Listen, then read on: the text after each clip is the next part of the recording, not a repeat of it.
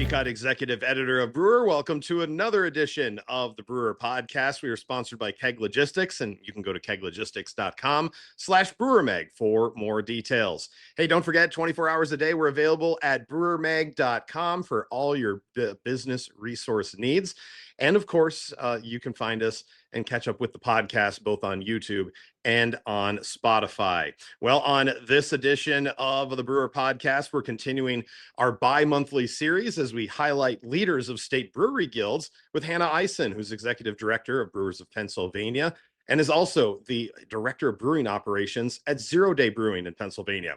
Hannah brings a unique perspective to the role of guild leadership because she's living those day-to-day realities of running a brewery as well. Along with advocating for breweries across Pennsylvania, she's also managing production schedules, inventory, quality systems, and sales all at ZeroDay, giving some first-hand insight into the challenges that brewery owners and managers are facing every day. So our conversation centers around the launch of PA Brews, Pennsylvania's new statewide craft beer branding, which was unveiled during the Craft Brewers Conference in Philadelphia this spring, and how the initiative is aiming to strengthen the state's brewing identity while driving tourism and consumer awareness, and also giving the guild a de facto marketing arm as well, which she's happy for. We also discussed the balance between representing an entire industry while helping operate a single brewery, how those two roles complement one another, and what she's hearing from breweries and navigating today's changing craft beer landscape. Hey, we also talked hip hop brew days, spoiler-free chat of the new Spider-Man movie as well. So here's Hannah Ison on the Brewer Podcast. This Brewer Mag podcast is sponsored by Keg Logistics. Now's the perfect time to review your keg management strategy. Whether you're seeking a truly flexible keg rental program or intrigued by the seamless distribution freedom of paper fill, Keg Logistics is ready to craft a personalized solution for you, ensuring you receive the kegs you need precisely when you need them. For details, visit keglogistics.com/brewermag. Keg Logistics, modern solutions for keg efficiency. And we're joined here on the Brewer Podcast with Hannah Ison of the Brewers of Pennsylvania Brewers Guild, along with ZeroDay Brewing. Hannah, thanks for joining us here on the podcast. Yeah, thank you so much for having me. So the impetus of this is we're going to talk some about what's going on in Pennsylvania beer, but we do like to obviously have a chance every other month to talk to a guild director and kind of know what's going on in the state. And this kind of seems to be, the new important part that at least as a marketing campaign, PA Brews. I saw this press release come. I think it debuted during CBC, kind of like you guys. That was your formal introduction. What is PA Brews, and compared to what the guild actually is, and how are they going to work together? That's kind of how we're going to go into it. But kind of give me the start of it. Like, when did you start hearing about PA Brews and how you guys might have been a part of it? Yeah. So PA Brews is an initiative by the Pennsylvania Malt and Brewed Beverages Industry Promotion Board. That is a governor-appointed board that allocates funding and really tries to help promote malt and brewed beverages across the Commonwealth.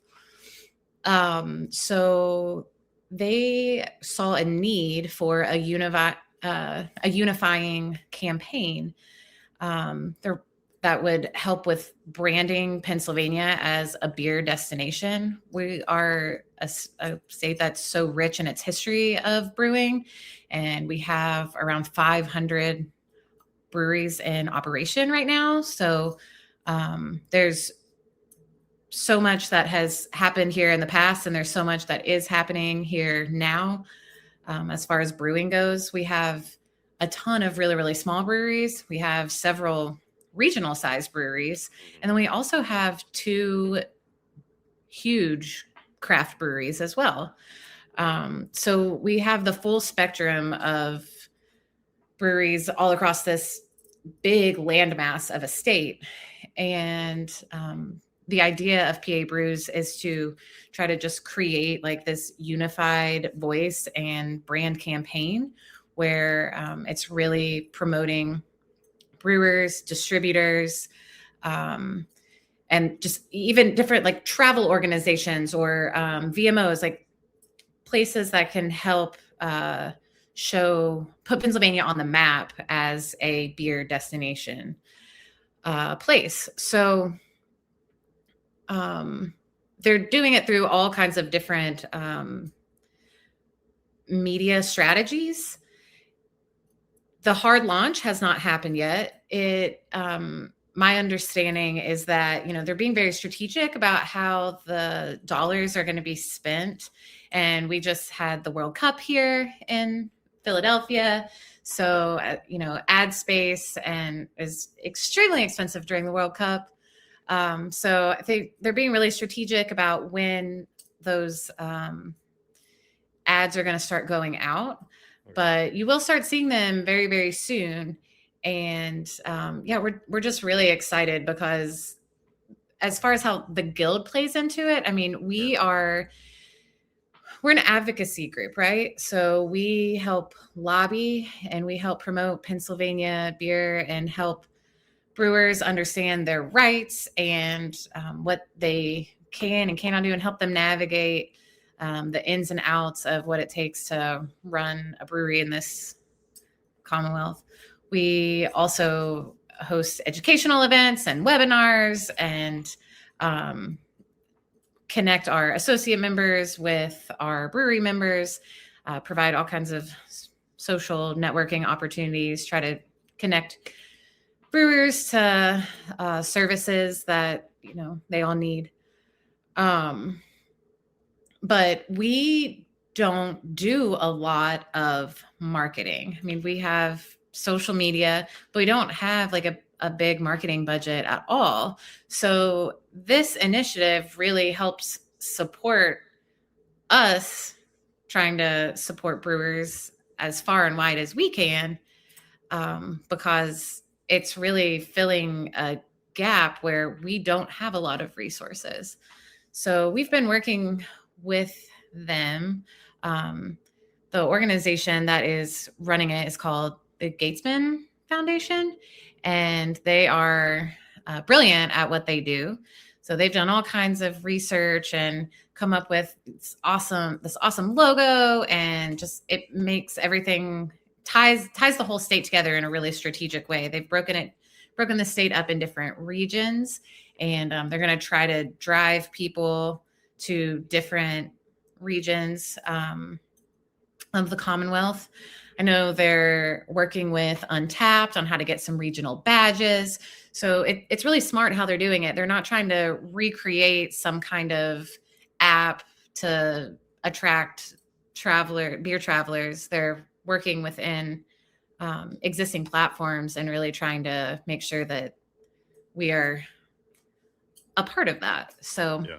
I think it sounds really smart, and it really helps us help our members. And right now we're working with them to try to see what we can do together to help drive our own membership and keep the guild sustainable, while also making sure that we're promoting breweries all across the state. Sure. And like you said, this is, it's a bonus for you guys, because they're coming to you saying, hey, we want to market you guys. And you're like, yeah. Great, because we don't have the opportunity and time and finances sometimes to do that. So how has the reaction been since it was announced? And, how do how the breweries feel about this? What are you hearing from them? The breweries seem excited about it. There was a meeting at CBC, and then we also had a webinar a month or two ago that we promoted to our members, and I think we had like 30 people or 30 breweries sign up for that. So it was really cool to be in that webinar setting and just have people like spouting off their questions, because there was a lot of information presented, but it seemed like people were very comfortable with opening up and asking, where can I get this? What is the next step? And a lot of that was just answered directly, and people seem really excited about it. The campaign itself, the branding is really sleek. It is really recognizable. It ties in with our state colors. It looks like it reminds me of our license plates, at least, and colors on the flag. So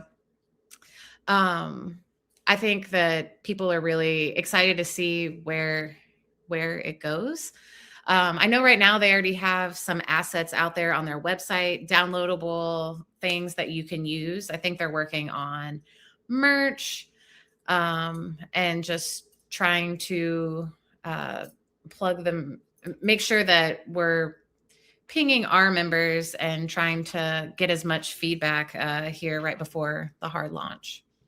Yeah, and again, I think the reason for this is you do see and probably hear and read and wherever, that when people start talking about great beer states, do you feel that Pennsylvania gets overlooked because it's California, it's Colorado, it's Michigan, and all of a sudden it's like, what, we're as high up there when it comes to per capita, when it comes to amount of large breweries, small breweries, medium, regional, because, and again, you don't have the marketing arm to be able to do that, to have this kind of, lift up what Pennsylvania beer is all about.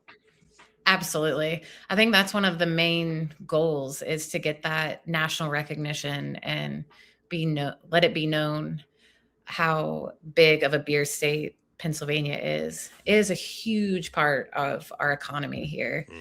And yeah, I mean, breweries employ a lot of people, and I'm really grateful and proud to be one of them. That's awesome. And, and the cool thing is you kind of get to see it from two angles, as the executive director, but also working at a brewery. And you've been executive director about 1.5 years, but you've been with ZeroDay since what, 19-ish? Or was it? Kind of give me your story on ZeroDay as well. Yeah. I started brewing in 2017. Okay. And I've been on the production side of things since then. I've had a variety of different roles. Right now, I think my title is Director of Brewing Operations. So kind of get to do all of the boring computer work side of stuff that it takes to run a brewery, all the inventory, ordering, sourcing. I make word a few times a year at this point, but I do a lot on the seller side. Like, we're a pretty small team. So, yeah, but my day in and day out is basically running the operational side of things in the brewery and just picking up the pieces where I need to. So, yeah, it's a smaller brewery. It's really community focused. It happens to be in the neighborhood that I live in. So I really, really love that. It's a big part of our community, and yeah, I love being there.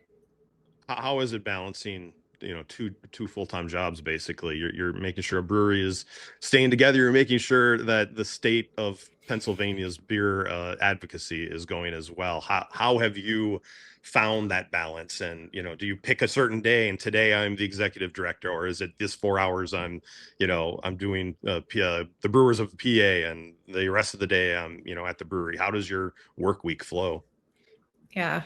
Balance has been really hard. I kind of had a flow, and then we had some operational changes at the brewery. And so where I had been able to spend a percentage of my time during the work week on the guild. And then that was revisited. So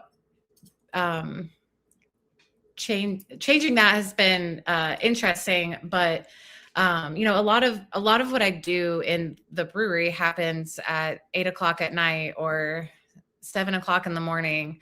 I'm meeting contractors when it works best for them, and crashing tanks and running CIPs and stuff. So just try to be pretty open with people there about like what those hours really look like, and just kind of try to advocate for myself, make sure that the proof is in what is getting done.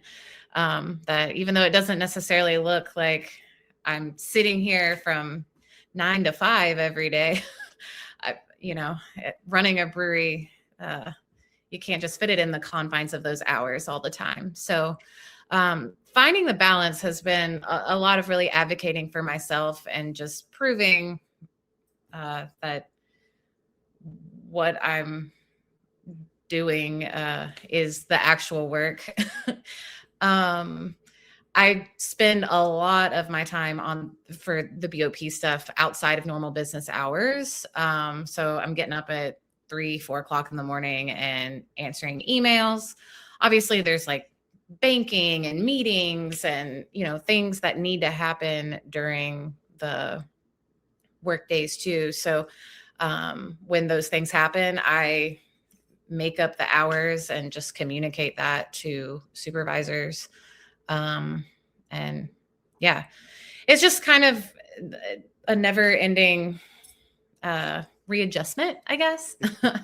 Always kind of trying to find that balance. I am pretty selfish about my time that I spend in the gym though. I love lifting weights and I make sure that I allocate at least 3 hours every week to doing that. And like 3 different days a week, I set aside an hour, if not more days, but definitely at least those 3.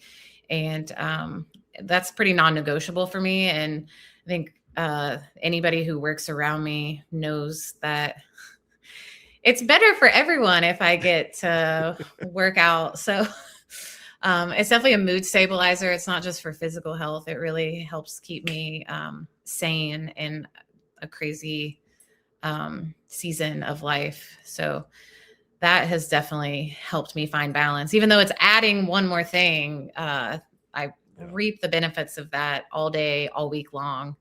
Yeah, I would think so. And I think it has become more apparent, especially even since we started this magazine back in 2012, the importance of stepping away and taking a break from, even if it's just for, like you said, an hour, maybe 3 times a week, because to shut off sometimes. I know just being from what my background is in television and radio, and now, doing this.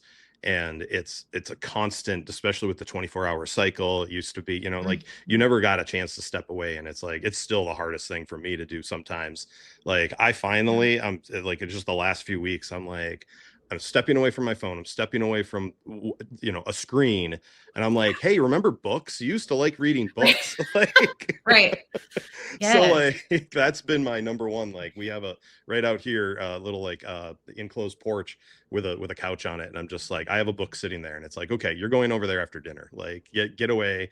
You don't need to put this press release up right now. You don't need to read something on your phone. Like just do that. Yeah. So it's important, I think, for anyone to be able to do that. So do you see over this last 18 months or so of being the executive director, how it's changed your thought process in the brewery? I mean, is there things in there that have kind of come together, like either what you've done working in a brewery as an executive director now, do you see interchange and thought processes and understanding what other people are coming to you as executive director when they're talking about things? What have you seen over that time? Yeah, I definitely think that coming from a brewing background helps me be able to relate to our members a little easier than if I hadn't. I know that, brewers are really busy people. There's so many moving parts. Most are really bad at email. So it's like, there's this level of rapport that I think I have that might not have been there before. And I think that's probably why they like the idea of me being in that role. I think that, I was on the board of directors for a couple years in the past, so I've been really involved with the guild for several years now. So a lot of the things that we were working on, a lot of the initiatives that we've been working on, I was already involved in that kind of stuff. So I don't think that my perspective or like what I can bring into the brewery as far as that has changed too much because I was doing all this volunteer work too. But being so intimately involved with the legal process and just seeing how different things have impacted other members, there's a lot of stuff that I can't just come talk about to my coworkers or ownership, but I can,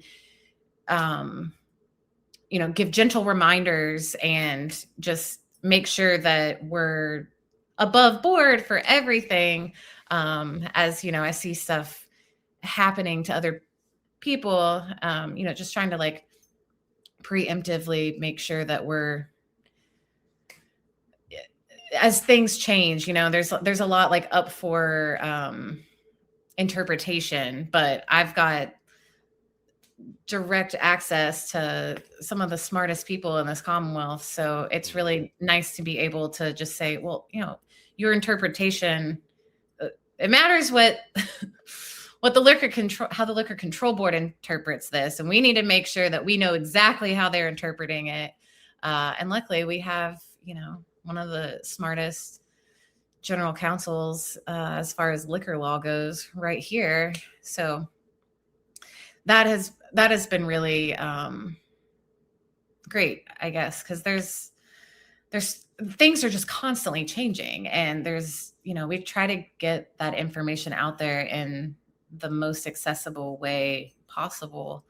But as new developments come and like that interpretation is changed to something else, like there is some lag time. So, just being able to answer those questions definitely, I think is a big benefit. Is there anything? I don't know if that makes sense at all. Oh yeah, no, it did. And that's what I was going to ask. Like, is there something specifically going on for you guys in the state that you're either trying to work towards, new advocacy, or something that you guys have been working on for a while that you're starting to see some daylight? This Brewer Mag podcast is sponsored by Keg Logistics. Now's the perfect time to review your keg management strategy. Whether you're seeking a truly flexible keg rental program or intrigued by the seamless distribution freedom of paper fill, Keg Logistics is ready to craft a personalized solution for you, ensuring you receive the kegs you need precisely when you need them. For details, visit keglogistics.com/brewermag. Keg Logistics, modern solutions for keg efficiency. So we had a lot of success in the Pennsylvania House of Representatives this session. We've been working on this initiative for a few years now. Let's say maybe 4 years. We have this program in Pennsylvania. It's our malt beverage excise tax credit program. And basically, like if you purchase something for your brewery, you upgrade something, you can claim that against your taxes, and you can have it come off of like what you owe in your excise tax. So it's super cool. It helped. The idea was, this is going to incentivize growth. Well, the problem that we saw, like the program is underutilized right now. This was passed 10 years ago, and it's $5 million that's set aside in perpetuity. So it's great. Like it's already a part of the budget, but the program is underutilized. So for the last few years, we've been trying to work on how do we get more breweries to use this. There's the paperwork is kind of archaic. You have to send in all of your information on a thumb drive. Like it's just, there's a lot of, some people are like, oh, is it even worth all this time? So we've been working on modernizing that program to make it to where those credits are actually sellable.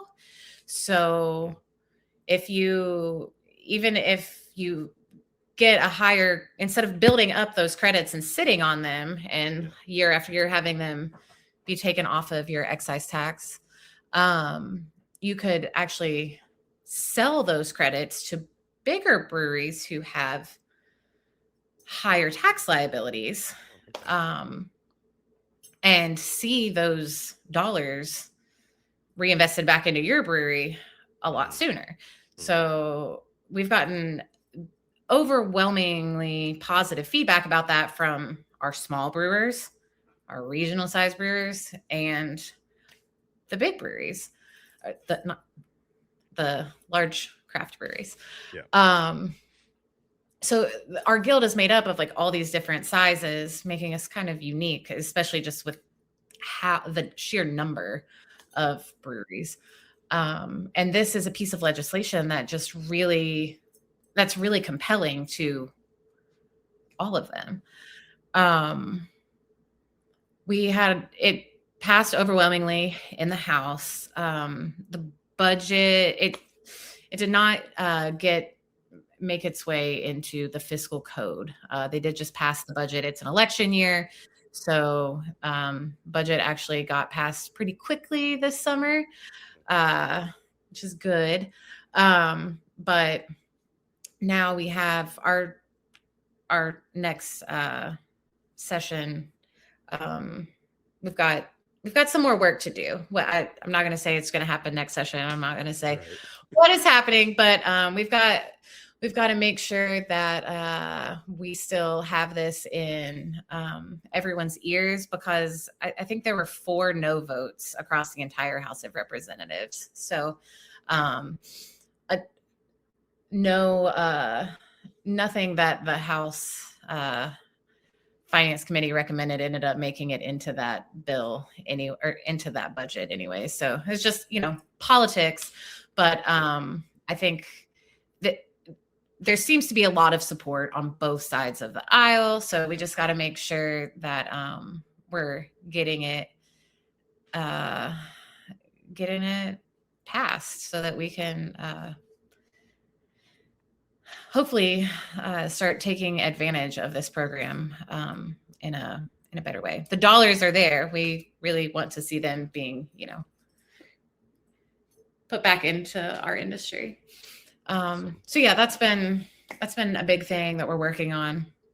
I would say a hot topic issue right now is there's this interpretation of happy hour and if breweries can have happy hour or not. The legislation surrounding happy hour, when it specifically said that restaurant licenses are able to have it, but it didn't say that manufacturing G licenses are able to have it. So it didn't say that they can't, but it didn't also list that they can. So the way that it's been interpreted lately is that breweries are not allowed to have hourly discounts. So that has been something that our members are coming to us asking lots of questions. And just that's another one too, that it's like, it's not controversial. There seems to be a lot of support legislatively to make sure that happens. It's just a matter of when and where to get that in.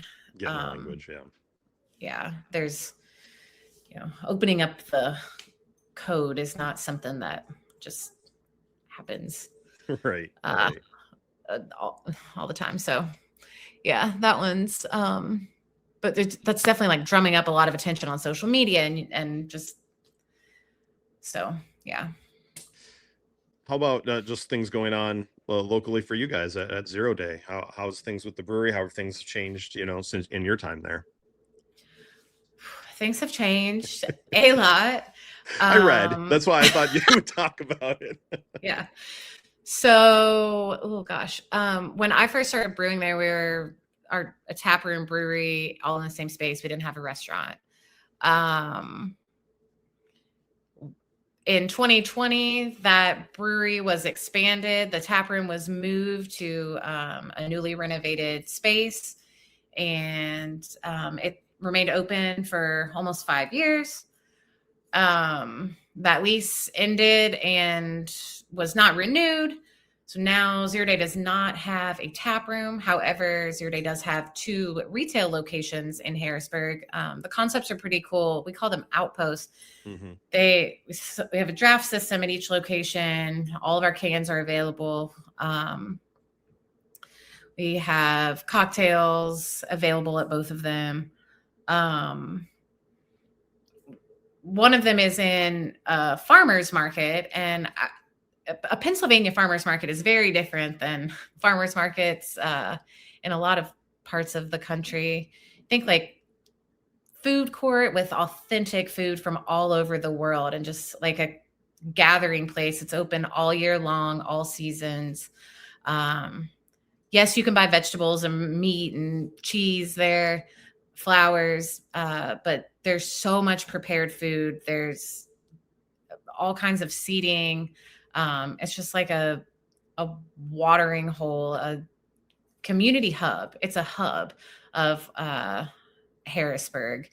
And so it's a really, really cool place to have a bar. I love that location. And before ZeroDay even had a bar there, that opened in 2017, but I moved to Harrisburg in 2015, and I frequented the Broad Street Market every single day that it was open, probably. So adding that to it just made it even better.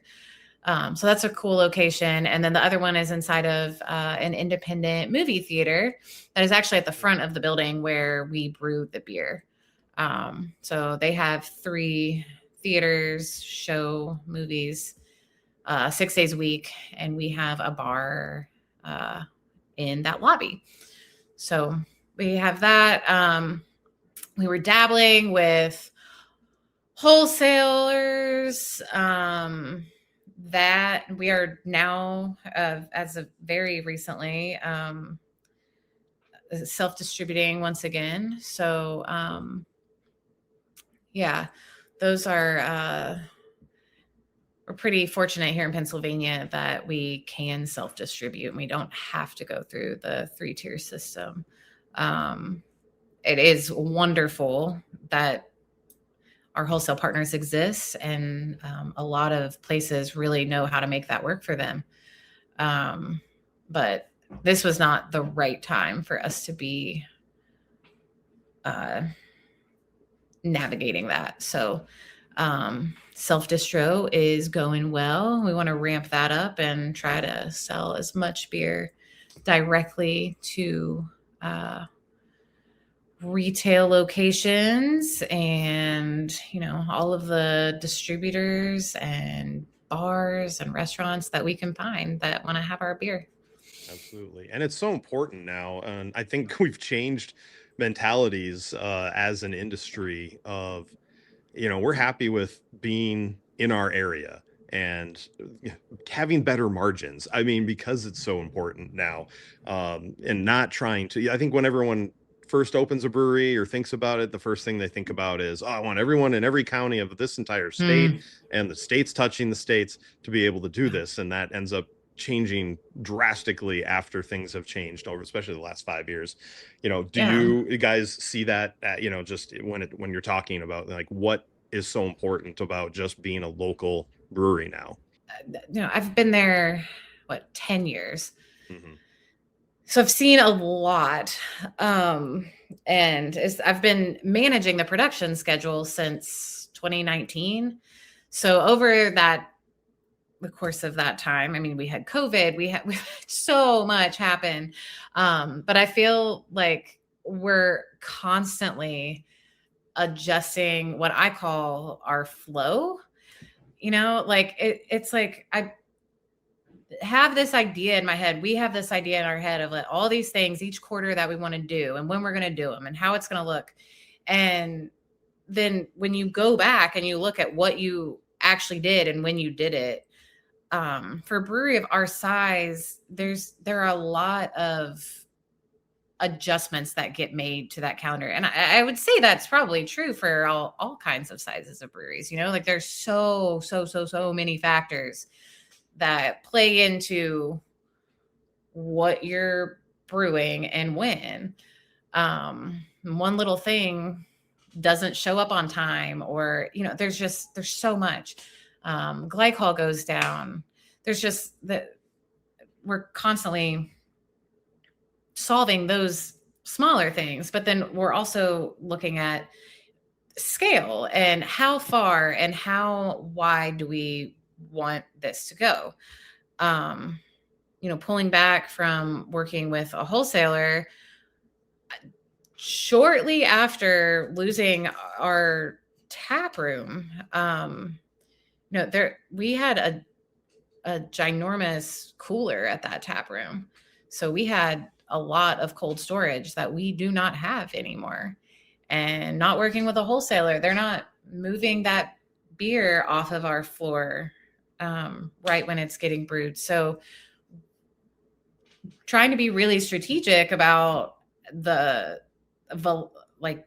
making sure the velocity of what we're producing is selling at a rate that we need it to, but also making sure that we're not overproducing because of limited space. And I do think that we will revisit some of these partnerships and see where and when it does make sense to scale up again and do that. But we are constantly adjusting and just trying to make it work. And at the top of our priorities is, the beer quality. So I'm not trying to go brew a bunch of stuff to go sit on our floor. I want to make sure that we're brewing enough to keep our taps full and to keep our customers coming to our bars, but then also, out in the world, keep enough variety out there. But yeah, I feel like every 6 months I'm like, all right, this feels good. Like we're in a rhythm, and then something changes and I'm like, okay, here we go again. And so, just always trying to find that flow and see what makes sense. Awesome. What is best for the beer? Yeah. Trying not to reinvent the wheel, but at the same time, a little bit of reinventing the wheel every 6 months or so. I know how that goes. Yeah. But right now we're not like looking into selling beer out of the state or anything like that. Like just trying to keep going at a rate where that is manageable for us right now, where we're staying alive and not overextending ourselves after we've pulled so much back. Awesome. Well, best of luck with that, and best of luck with the forwarding of PA Brews and your job as executive director with the Brewers of Pennsylvania. I appreciate you taking the time talking about all these different avenues that you get to work with right now, and balance it all out and get some lifts in as well. So balance is so hard. Thank you though. You hyped me up a little bit. Also, well, I always like to, after we talk business, kind of have some fun at the end as well. And I never give them ahead of time. So these are just like, you have no idea what I'm going to ask you, but they're easy. They're fun. You're not on the brew deck all the time. But when you are you a music person? Do you have a specific playlist that you want? And what's the song that is kicking off a brew day for you? I do love listening to music when I'm brewing. I definitely gravitate towards hip hop music when I'm brewing or lifting. I don't know. I always hesitate to say this publicly because I know it's so controversial, but I really appreciate Kanye West as a musical genius. Mm-hmm. And so a lot of times I'm listening to one of his albums. I don't know if there's necessarily like a song in particular. I mean, gosh, I grew up, I like to say I grew up in the South, but I grew up in Kentucky. I don't know if you're from Ohio. Like, do you think Kentucky's the South? Oh yeah, absolutely. Yeah. Okay. I'm from the almost Canada part of Michigan originally, and I've lived here for 15 years. But I dated a girl in Cincinnati back, 20, 30 years ago. And to me, she was, like east of Cincinnati. She had a Southern accent to me. And I always think, and our actually brewer was founded by Tyler Montgomery. He is a University of Kentucky grad and lives in Winchester, just outside of Lexington. I lived in Winchester for a little bit. That's funny. Yeah, his brewery. I graduated from UK. Oh, okay, cool. Yeah, he did Yeah. too. And yeah, so if you ever get back that way, a Better Brewing Company in Winchester, that's it. That's Huh. Brewers, what we call our test kitchen. So Oh, you that's can so go and cool. check their stuff out. Small And world. that's where we get thought processes and content ideas, just because he's in it day to day, every single day, as an owner of a brewery. So he's like, other owners are going to be asking these questions. This is what we should be Hmm. writing about, and going and down those avenues. So That's awesome. but yeah, Small definitely world. the South. It to me Okay. it is. Yes. All We right. used to, at one point we had a staff of, I would say, 6 people. We had someone in Texas, someone in Georgia, 2 people from Kentucky, and me. And I got ganged up on so many times for my accent. And they're like, because of course I'm near Canada, so every once in a while the long O's will come out in a boat and stuff like that. So I definitely yeah, picked up on that. it's definitely I Yeah. was like, yeah, but to you, everyone sounds like I'm listening to banjos playing. I'm bing bang bang bang bang, and they just, so yeah. Zoom calls Yeah. were always a fun time to make fun of each other for each other's Yes. accents. And that's what is great with America. We can all communicate in just a slight twang. Yeah. That's a big place. Oh, Yeah. and I was gonna say, for music wise too, I'm in the camp of, when it comes to, when someone becomes controversial, you don't get rid of everything that led up to it. You know what I mean? Like Yeah. you were saying with Kanye, like there's great music that's been made before that. And I agree that, it's not Yeah. as controversial. Now, mind you, if you're wearing his shirts from recently, then no, you should not be Yeah. a No, Kanye. I don't. Yeah. No. But Yeah. I yeah. love Kanye. I love trap music. Mm, Like I love like Southern, I don't know. I that's always, it always hypes me up. Um, I don't know. It's gotta be something like upbeat though to just keep me going because uh yeah, I can't do like slow. I can't brew to lo-fi. I can do cellar work to lo-fi, sure. but that's more, I don't know. Okay, Yeah. second question. Whatever social media channel you're using, YouTube, Facebook, Instagram, TikTok, what sort of reels dominate your feed that you have no idea why they keep popping up? Like you're just scrolling, you're like, why am I getting these? And like, like, is there something that's goofy? And I'll give you an example while you think, because this is what made me think about it. Mine is people getting their backs cracked or necks adjusted, like chiropractor videos. And I'm like, what did I do? I one time tried to figure out why my foot hurt, and now I Oh my get gosh. plantar fasciitis reels, and people getting their feet rubbed Oh and my like pulled gosh. in different ways. I'm like, is there something like that on yours where like, why do I see these? Okay. Yes, there is. Most of my feed is dominated by lifting, like Sure. working out and, people squatting, deadlifting, whatever. That one makes sense. I'm getting a lot of Marvel stuff right now. That one Hmm. makes sense. The one that I would like to believe does not make sense, but has continuously been showing up over the last few months is Chat GPT for single moms. It's like, you Interesting. are not alone. And I guess it's like Chat GPT that you can talk to like while parenting solo, and like just it's like, you need support, we're here to help you, but it's a robot. But like, I'm not looking that stuff up. I'm not saying I feel so lonely, help me, or like, and I don't think that like I follow a lot of that kind of stuff. Like, so Yeah. that one, I think like Chat GPT knows that I'm not married and it's just like trying to help me. I don't know, but I've never clicked on it, but it sounds so pathetic, but it is like, it's pretty constant. Like that happens a few times a day. I'm like, oh yeah, thanks for the reminder. Yeah. Um, but I yeah, wish there was a way to reset I without think getting there rid of is. your complete Oh, like yeah. Facebook account, like, and be like, and it's funny because I've done this experiment. We just talked about this weekend when I was in Cleveland with friends. We opened up our Instagrams. We all work in media, so we all have work accounts, and I don't use my personal Instagram. So I'm like, there's never searches on it. There's never any, it's just whatever the algorithm feels it has to give to me. Versus if you go on, like my brewer account, it'll be all beer stuff. And then you Mhm. look at what it is on that, and I'm like, this is why my kid's not allowed to have Instagram, because Right.